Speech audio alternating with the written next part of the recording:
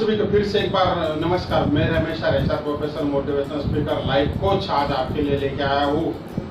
रुपए की कीमत क्यों बार बार गिर रही है? जब आप बचपन से अभी तक सुन रहे हो, हमारी भी पीढ़ी सुन रही है, आप भी हमेशा सुनते थे, न्यूज चैनल के ऊपर सुनते थे, एक जमाने में रेडियो हुआ करते थे, रेडियो के ऊपर आप सुनते थे कि रुपए की वैल्यू गिर रही है, रुपए की कीमत कम हो रही है, रुपए आज इतना गिरा, रुपए कल इतना गिरा था, अभी इतना गिर रहा है। बड़े बड़े अर्थशास्त्री बड़े बड़े टीवी के ऊपर डिबेट चलते रहते, रुपए इतना पॉइंट गिरा, इतना दशमलव गिरा, इतना गिरा।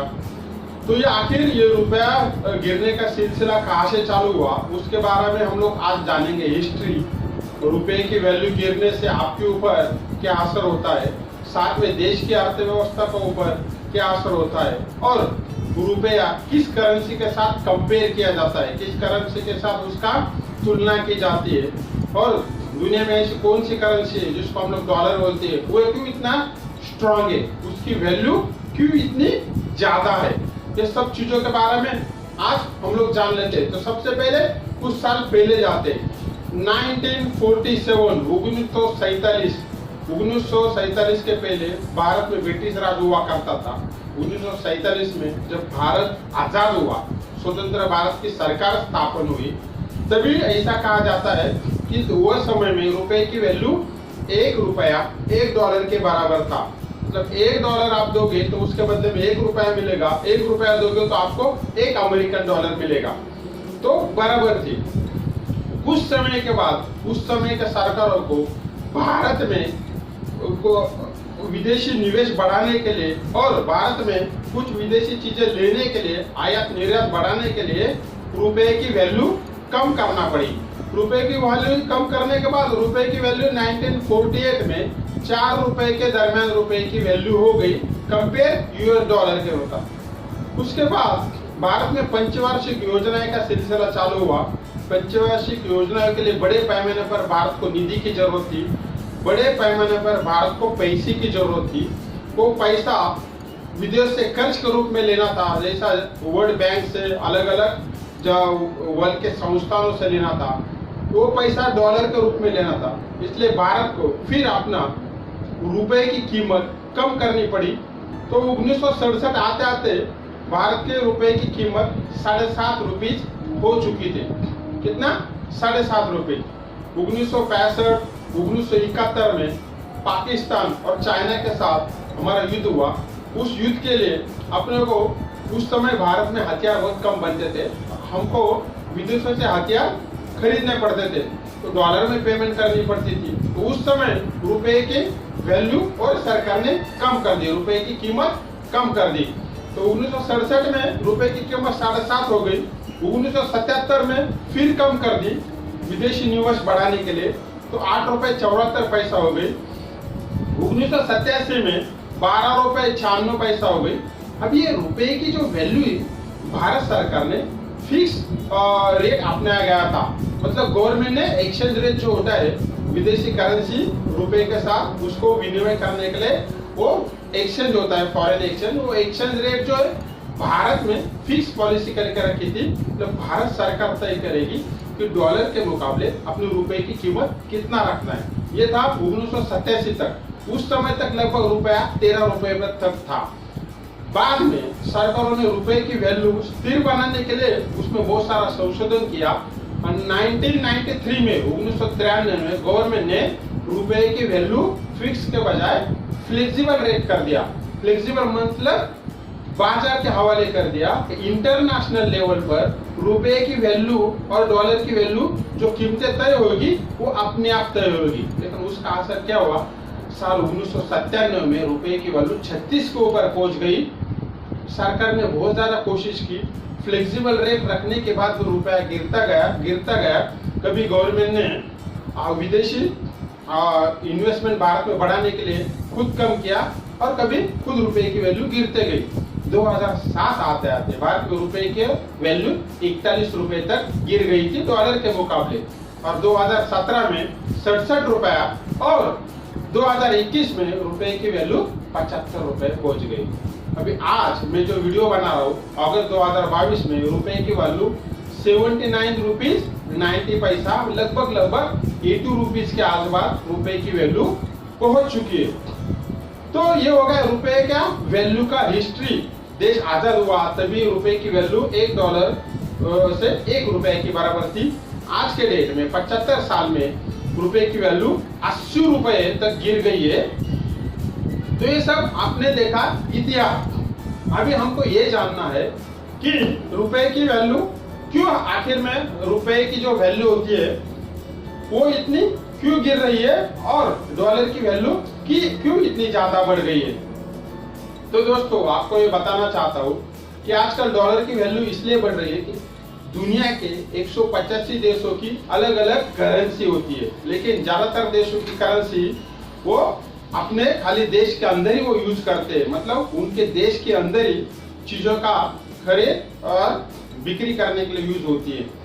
लेकिन जो डॉलर है, अमेरिकन डॉलर, वो इसका वैल्यू इतना क्यों बढ़ा हुआ है, तो उसका भी कारण हम लोग जान लेते हैं। सबसे पहले कि डॉलर की वैल्यू क्यों बढ़ी है, देखो उसके लिए मैं आपको एक एग्जांपल देता हूँ, डिमांड एंड सप्लाई।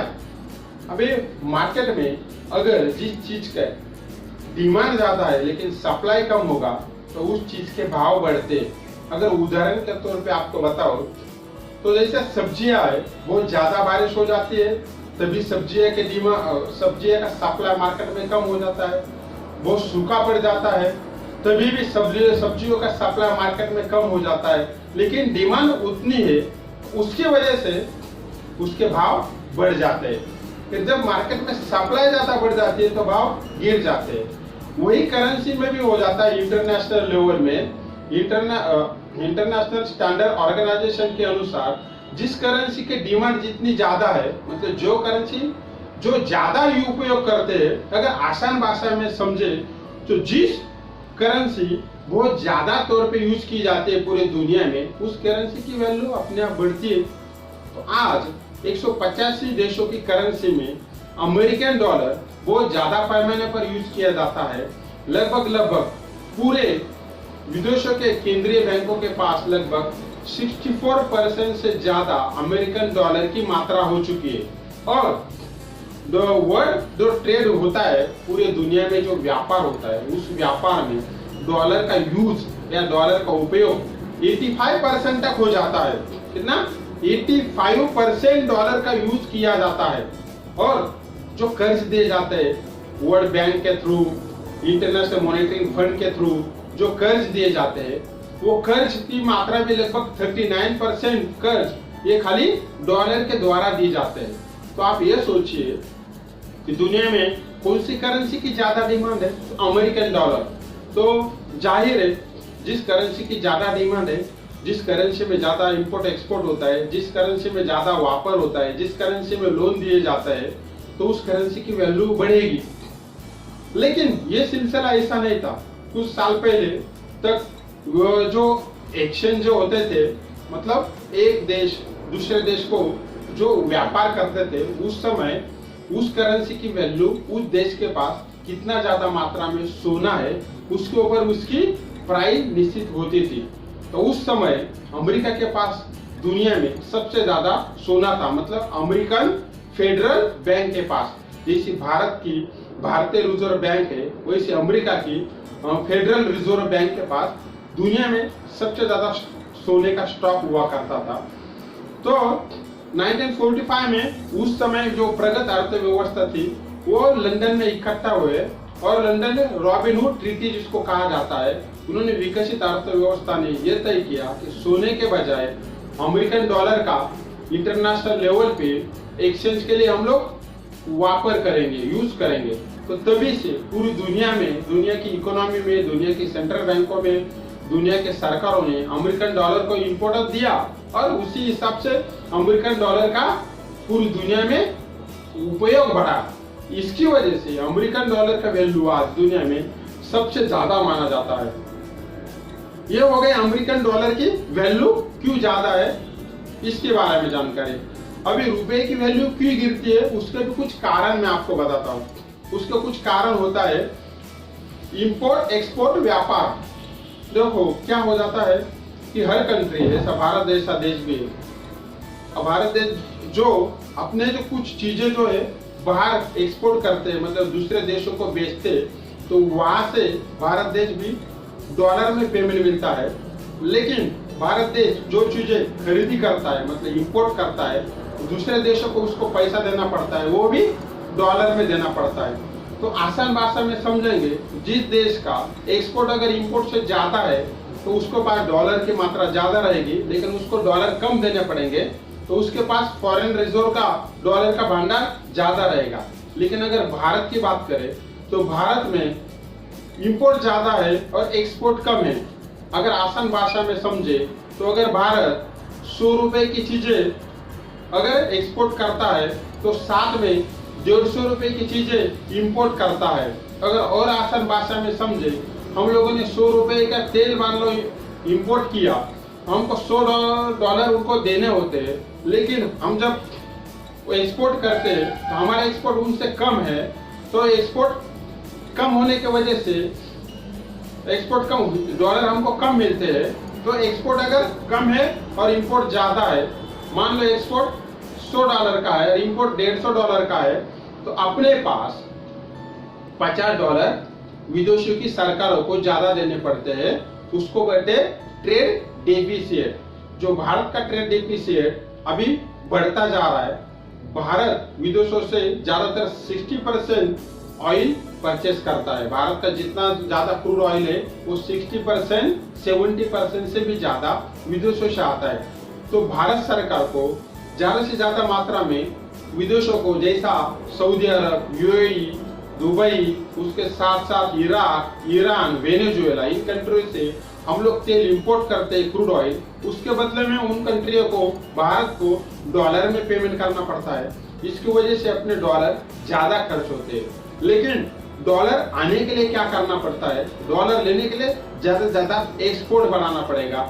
भारत का एक्सपोर्ट इंपोर्ट से कम है, इसलिए हमारे पास फॉरेन रिजर्व कम होते जा रहे हैं। दूसरा है, जो भारत के लोग विदेशों में नौकरियां करते हैं, जैसे अलग अलग कंट्रियों में, यूएस हो गया, यूरोप हो गया, तो वहां से वो पेमेंट डॉलर में उनको मिलता है। उस करेंसी को वो भारत बेचते हैं, तो वो भारत के करेंसी का बाद में रुपए में कन्वर्टर होता है। तो डॉलर जितने ज्यादा भारत में भेजे जाएंगे, उतना डॉलर की मात्रा, उसको बोलते फॉरेन रिजर्व, वो भारत के पास बढ़ेंगे। और एक कारण होता है, कुछ सरकारें जानबूझकर रुपए की कीमतें, अपने देश की करेंसी की कीमतें कम करती है। चाइना ने भी अपने देश की करेंसी की, युआन चाइना की करेंसी हो, उसकी कीमत जानबूझकर कम करके रखी है। उसका भी एक अपना इकोनॉमिकली और फाइनेंशियली एक कारण होता है। वो कारण मैं आपको बताता हूँ कि अगर भारत में रुपए की वैल्यू कम है, तो अमेरिकन में बैठा हुआ उसका वहां के जो बड़ा बिजनेसमैन है या बड़ा व्यापारी है, वो ये सोचेगा कि मैं भारत में आज मुझे कुछ भारत से परचेस करना है या भारत में इन्वेस्टमेंट करना है, तो वो सस्ता गिरता है। एक अमेरिकन रुपी, अगर भारत की करेंसी की वैल्यू 50 रुपए है, और तो अमेरिका ने अगर मान लो $100 भारत में इन्वेस्ट किए, तो उसको $100 के बदले में $100 अगर इन्वेस्ट, तो डॉलर के भाषा में अगर मैं $1 इन्वेस्ट किया, तो अमेरिकन आदमी को 50 रुपए मिलेंगे। लेकिन अगर अपनी रुपए की वैल्यू कम है, तो उसको $1 के बदले 80 रुपए मिलेंगे। तो कहने का मतलब ये है कि भारत की करेंसी की वैल्यू जितनी कम है, उतना फॉरेन इन्वेस्टमेंट भारत में ज्यादा हो जाएगा और वो भारत को उसका फायदा हो जाएगा। जो भी चीजें विदेशों से परचेस की जाएगी, भारत से जो विदेश की सरकारी चीजें परचेस करेगी, उनको वो चीजें सस्ती पड़ेगी, तो भारत का एक्सपोर्ट भी ज्यादा बढ़ेगा। तो ये बहुत सारी चीजें होती है। उसके साथ साथ और एक आपको बताना चाहता हूँ कि आज भारत की जो करेंसी है वो दुनिया के मार्केट में खाली 1.5 से 2% यूज की जाती है। जैसा मैं आपको बताया, डॉलर आज 64% यूज किया जाता है पूरे दुनिया के मार्केट में, यूरो 20% यूज किया जाता है, और बाकी जो बचा 64 और 20 84%, और बाकी जो बचा 16%, उसमें दुनिया के अलग अलग करेंसी में ट्रेड होता है। भारत का करेंसी में खाली 1.5% दुनिया की टोटल ट्रेड में भारत के रुपए की परसेंटेज बोला जाएगा। तो इसकी वजह से रुपए की वैल्यू इंटरनेशनल लेवल पे, इंटरनेशनल स्टैंडर्ड ऑर्गेनाइजेशन के अनुसार इतनी कम है कि भारत के रुपए की डिमांड इंटरनेशनल लेवल पे बहुत कम उपयोग में लाया जाता है, इसलिए भारत का रुपया इंटरनेशनल लेवल पे उसकी कीमत कम होती है। तो इसका दूसरा पहलू से अगर हमको समझना है तो बहुत सारे देशों की करेंसी वैल्यू डॉलर के मुकाबले बहुत ही कम है, लेकिन इसका मतलब वो नहीं। जापान की करेंसी की वैल्यू येन, जो जापान की करेंसी है, वो 236 येन एक अमेरिकन डॉलर के बदले में दिए जाते हैं। तो इसका मतलब जापान गरीब हुआ? नहीं।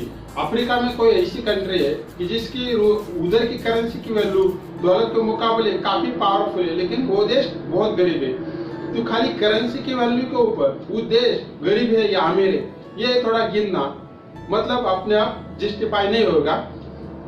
इसके खाली इंटरनेशनल लेवल पे जो अपनी करेंसी की वैल्यू होती है उसमें ट्रेड, इंपोर्ट एक्सपोर्ट और उसके ऊपर ही उस देश की अर्थव्यवस्था टिकी रहती है।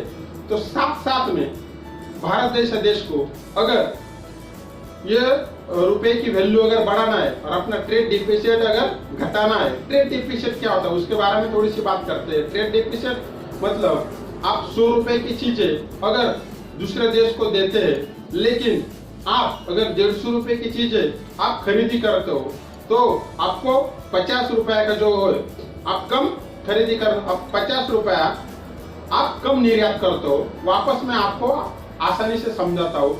अगर भारत 100 रुपया का चीज निर्यात करता है और साथ में 150 रुपए की चीजें आयात करता है, तो हमको तो $100 देने पड़े। हमने 100 रुपए की चीजें जो निर्यात करी उसके बदले में हमको $100 मिले, लेकिन हमने 150 रुपए की चीजें, $150 की चीजें हम लोगों ने इंपोर्ट की, इसके बदले में हमको $150 देने पड़े। तो $50 का जो घाटा है उसको बोलते हैं ट्रेड डिफिसिट। ये कम करने के लिए भारत को ज्यादा से ज्यादा एक्सपोर्ट भी बढ़ाना पड़ेगा और साथ में रुपए का अवमूल्यन रोकने के लिए जो ज्यादा से ज्यादा रुपए का वैल्यू में, जैसा रशिया ने किया, रशिया ने अभी यूक्रेन वार में बहुत सारे यूरोपीय देशों के साथ रूबल में व्यापार करने का चालू किया कि रूबल में व्यापार करे। वैसा भारत के रिजर्व बैंक और भारत की सरकार भी धीरे धीरे कई देशों के साथ रुपए में व्यापार करने का सोच रहे। अगर ये संभव हो गया तो निश्चित अपने रुपए की गिरती वैल्यू भी कहीं न कहीं समझ जाएगी। तो दोस्तों, मेरा ये वीडियो आपको कैसा लगा? अगर अच्छा लगा होगा तो आपके दोस्तों के तरफ ज्यादा से ज्यादा शेयर करो, मेरे चैनल को ज्यादा से ज्यादा सब्सक्राइब करो, वीडियो को कमेंट लिखना ना भूलिए। धन्यवाद दोस्तों।